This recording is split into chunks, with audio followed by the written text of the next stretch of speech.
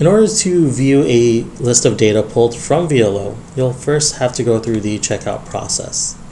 Be aware that the checkout process doesn't include actually purchasing a file, and that is actually going to be a separate process, which we will get to in a bit. The checkout process is essentially the user's way of telling the system that the query is complete and to begin prepping the file containing all the data. And so to check out a query once the query building is complete, you'll have to make sure that you have it loaded into the query builder page. And then from there, go ahead and click on the checkout tab. Be aware that before you can click on the checkout tab, if you have any counts that are still calculating, you'll have to let those finish before the checkout tab becomes clickable. And so once the query is complete and the counts have completed running, you'll see that the checkout tab is broken down step by step. The first two fields here will allow you to give the file a name as well as a description. And then moving down to step 3 here is the count type. Now when I click on this, you'll see that there's only one option available, and that's because back on the query builder page I only had one box checked off. So if you want any of these options to appear in the checkout process, you just have to make sure you have them checked off before you go in. And then moving down to step 4, you'll see that in this section you'll be able to select any additional options that you may be interested in. Be aware that these extra options do tend to incur additional costs, so you can view the pricing from here once you select it, but you can also find pricing in our help section on the pricing page right here. Aside from the additional costs, if you have a contract with Aristotle for VLO, then that will also affect pricing as well. So if you are on a contract with us, just be aware of what the terms of that contract are, as they will also affect pricing. And then moving down to step 5 here is the sample type. So let's say I don't want to target every single record in my query. I believe it was almost 50,000. So let's say I wanted only 100 randomly selected individuals from that group. What I can do is go into step 5 here, select random sample, and then I'll specify that I only want 100 records. And you'll see that now that I have done that, my file will only appear 100 random records out of the total that my query found.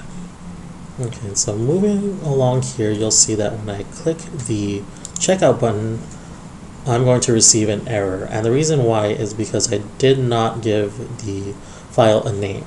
And so the file name is going to be required in order to complete the checkout process. I'll go ahead and name this file the Alabama State file. And then once I've done that and clicked on the checkout button, that'll give me a notification that the checkout was successful. And so to actually go ahead and purchase the list, I'll have to do so from the My Files page. Now if I click on that, you'll see that the status of the list I just went through the checkout process for is still labeled as started. And so if I want to actually purchase that list, I won't be able to do so until it is labeled as completed.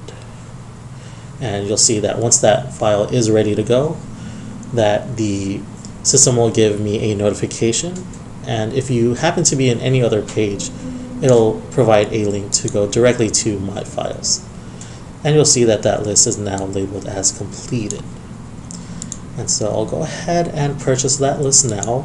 To do so, I just need to check that box right next to the list, and then click on the purchase button. Now you'll see that when I come to this page here, I'll have to agree to the additional charges that I wanted for this specific list. Now, if you are paying a set price per list, then this would be the point where you would enter in your payment information, such as your credit card. Now, if you are on a contract with Aristotle, then you may not have to pay per list, and if that ends up being the case, then you can just click the purchase button and the system will identify that you are a contract user and you won't have to enter any payment method in order to complete the purchase process. So let's go ahead and go back now. You'll see that I do have some previously purchased lists here as well. And so you'll see that a list that has not been purchased will allow me to view a receipt or to actually purchase the list. But lists that have been purchased will give me a few more options here.